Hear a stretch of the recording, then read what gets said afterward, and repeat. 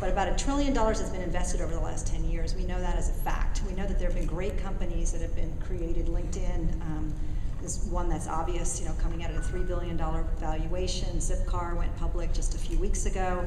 But there are 100 or 200 companies standing at that starting gate, ready to go for several years now, that have huge value, and it's totally invisible in the S&P or the Dow Jones Industrial Average until a company goes public.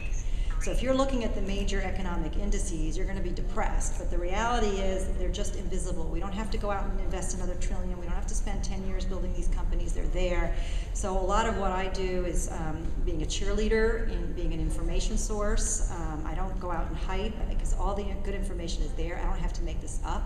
I just have to let people know about it and get the right people there. And there's a lot of folks in the public markets. T. Rowe Price, largest IPO buyer in the country, Capital Guardian with $6 trillion assets under management, and others who helped me build my last company and are members again in my current company because they want to invest in the great companies that you'll be building. The venture community depends on great IPOs because this is a risk business, and they need to take risks on your companies.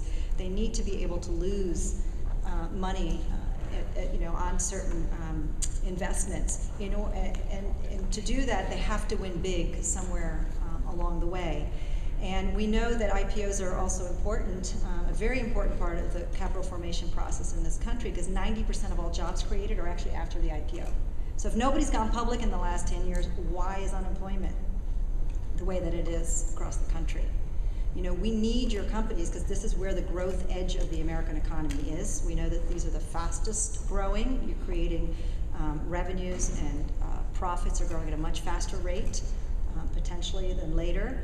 And so this is where we invest in economic growth, and it's done mostly privately right now. Because it's been stifled, I will say that I think the fundraising environment is much, much more difficult than it was even just a couple of years ago.